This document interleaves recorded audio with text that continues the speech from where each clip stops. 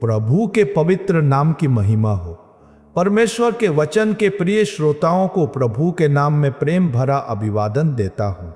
हमें परमेश्वर का वचन कैसे सीखना चाहिए, परमेश्वर के वचन के प्रति हमारा दृष्टिकोण कैसा होना चाहिए, या वचन सीखकर हम कैसे आत्मिक उन्नति प्राप्त कर सकते हैं, इस विषय पर हम कुछ समय ध्यान करें।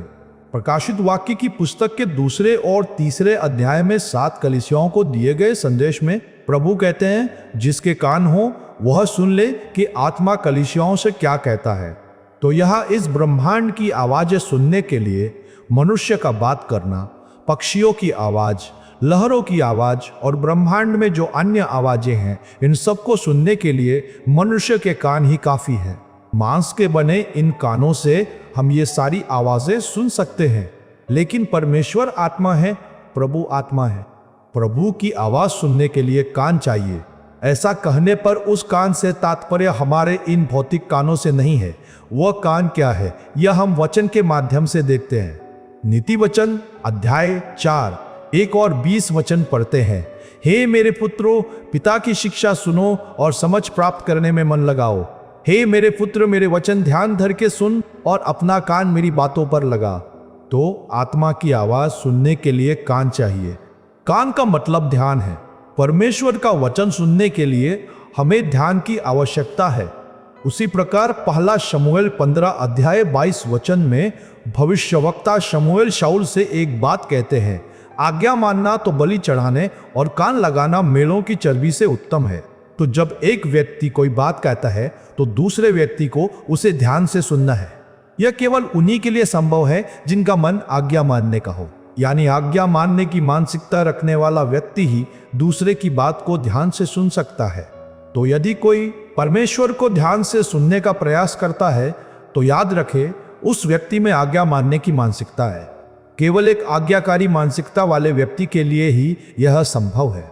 ध्यान एक बहुत बड़ा विषय है। हमें उन्हीं बातों पर ध्यान देना चाहिए जो जरूरी है, और जो अनावश्यक बातें हैं हमें उसको सुनना भी नहीं चाहिए, ना ही ध्यान देना चाहिए। इब्रानियों की पत्री 12वां अध्याय पढ़ते समय हम देख सकते हैं, उसमें कहा गया है कि और विश्वास के कर्ता और सिद्ध करने वाले यीशु की ओर ताकते रहे। लेकिन इब्रानियों की पत्री 3 अध्याय पढ़ते समय हम देखते हैं कि उस प्रेरित और महायाजक यीशु पर, जिसे हम अंगीकार करते हैं, ध्यान करो। तो ध्यान से सुनना और देखना चाहिए। सुनने और देखने दोनों में हमें ध्यान की आवश्यकता है। कई लोग बात करते समय कहते हैं ना, मैं तुम्हारे सामने से गया और तुमने मुझे नहीं देखा, तुम बिना बोले क्यों चले गए? तब हम पूरी सच्चाई से कहेंगे, अरे मैंने नहीं देखा। वे फिर कहेंगे, तुमने मुझे देखा था, तुमने मेरी तरफ देखा तो था। हाँ, यह सच है। जब उन्होंने देखा तो हमारा सिर उधर घूमा था, हमारी आंखें भी उनकी तरफ घूमी थी, लेकिन हम उन्हें नहीं देख पाए। हमारी दृष्टि से उनका दृश्य गुजरा तो सही, लेकिन हमने ध्यान नहीं दिया। तो चाहे सुनने के लिए हो या देखने के लिए, ध्यान एक बहुत ही अभिन्न अंग है। यह हम देख सकते हैं यशाया की पुस्तक 42 अध्याय के 23 वचन में, तुम में से कौन इस पर कान लगाएगा? कौन ध्यान धर के होनहार के लिए सुनेगा? तो परमेश्वर का वचन हमें ध्यान से सुनना चाहिए। हमारे भविष्य के बारे में उसी के अंदर लिखा है। मनुष्य का भविष्य, ब्रह्मांड का भविष्य, हर चीज के भविष्य के बारे में उल्लेख हम परमेश्वर के वचन में देखते हैं। पाप करके परमेश्वर की महिमा खोकर परमेश्वर से दूर हो गए मनुष्य को पापों की क्षमा के द्वारा फिर से अनंत जीवन में वापस लाने की परमेश्वर की योजना, ये सब हम पवित्र शास्त्र में देख सकते हैं। तो वचन कहता है, तुम में से कौन इस पर कान लगाएगा? कौन ध्यान धर के होनहार के लिए सुनेगा? मृत्यु और मृत्यु के बाद का जीवन और 1000 साल का राज्य भविष्य है। धार्मिकता के वास वाले नए आकाश और नई पृथ्वी हमारा भविष्य है। नया यरूशलेम और नई दुनिया की सारी विधि भविष्य ही है। प्रभु का फिर से लौटकर हमें अपने साथ मिलाना और प्रभु के साथ हमारा महिमा में राज्य करना, ये सब भविष्य है। इसीलिए जब प्रभु कहते हैं कि देखो मैं आता हूं, तो हम उनके आने को भविष्य के रूप में देखते हैं। नीति वचन 31 अध्याय 25 वचन पढ़ते हैं, वह बल और प्रताप का पहरावा पहने रहती है और आने वाले काल के विषय पर मुस्कुराती है। भविष्य एक आशा है, इसीलिए केवल आशा रखने वाले ही भविष्य के बारे में मुस्कुरा सकते हैं। परमेश्वर के वचन से हम यह समझ सकते हैं कि जो लोग उस आशा के भविष्य को याद करके और उसका ध्यान करके जीते हैं, केवल वे ही परमेश्वर का वचन ध्यान से सुन सकते हैं। तो जब ये कहा जाता है कि आत्मा यो कहता है, जिसके कान हो वह सुन ले, कान ध्यान को दर्शाता है। दूसरा इतिहास 33 अध्याय 10वां वचन। और यहोवा ने मनुष्य और उसकी प्रजा से बातें की, परंतु उन्होंने कुछ ध्यान नहीं दिया। देखा, आत्मा जो कह रहा था उसे सुनने के लिए मनुष्य और उसकी प्रजा के पास कान नहीं थे, अर्थात ध्यान नहीं था। परमेश्वर की आवाज सुनने के लिए उनके पास ध्यान नहीं था। यही हम देख सकते हैं। यिर्मयाह की पुस्तक 23 अध्याय 18 वचन पढ़ते समय, भला कौन यहोवा की गुप्त सभा में खड़ा होकर उसका वचन सुनने और समझने पाया है। तो यहोवा का वचन देखकर सुनना चाहिए। दर्शन शब्द का अर्थ देखना ही तो है। दर्शन सुनने के लिए नहीं, देखने के लिए है, लेकिन देखकर सुनना चाहिए। ऐसा कहने का मतलब यह है ना कि उस वचन के अंदर हमारे लिए देखने योग्य भी कुछ है। तो यदि हम ध्यान से परमेश्वर की आवाज सुने तो हम यह समझ सकते हैं कि वहां केवल सुनने के लिए ही नहीं, बल्कि हमारे लिए दर्शन की भी गुंजाइश है। इसलिए परमेश्वर की आवाज सुनने का ध्यान परमेश्वर के बच्चों में होना चाहिए। इस पीढ़ी की एक मुख्य समस्या ध्यान ना देना है। दूसरा कुरिन्थियों की पत्री 11 अध्याय 3 वचन पढ़ते समय, तुम्हारे मन उस एकाग्रता और पवित्रता से जो मसीह के साथ होनी चाहिए कहीं भ्रष्ट ना किए जाएं। यीशु मसीह के प्रति एकाग्रता यानी कंसंट्रेशन, यह हृदय की भाषा है, हृदय की एक अवस्था है। तो एक स्वस्थ हृदय का लक्षण ध्यान है। तो यीशु मसीह के प्रति एकाग्रता को छोड़कर विश्वासियों का पाप के छल में गिरने का कारण ध्यान की कमी है, क्योंकि परमेश्वर के वचन पर ध्यान देने का समय नहीं है। ध्यान से ही हमें एकाग्रता मिलती है। आज अक्सर ध्यान ना होने के कारण एकाग्रता नहीं मिलती। इसलिए हमें आत्मा की बातों को ठीक से सुनने के लिए कान होने चाहिए, अर्थात ध्यान और एकाग्रता होनी चाहिए।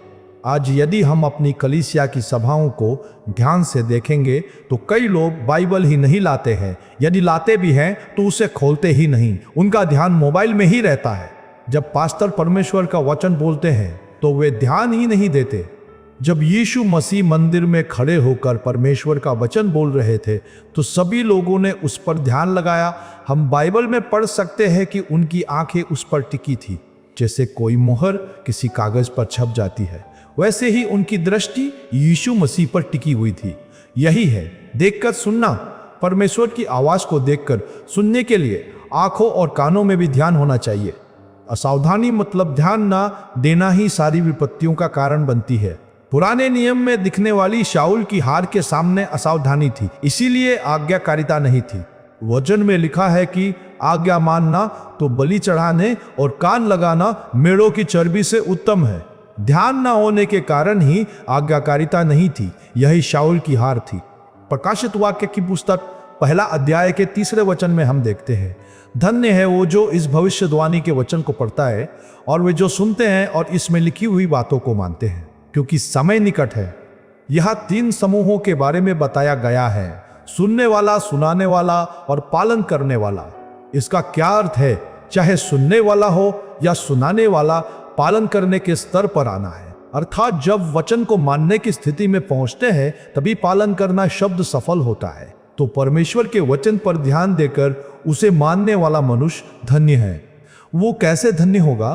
पढ़ें प्रकाशित वाक्य की पुस्तक 22 अध्याय का 7 वचन, देख मैं शीघ्र आने वाला हूं।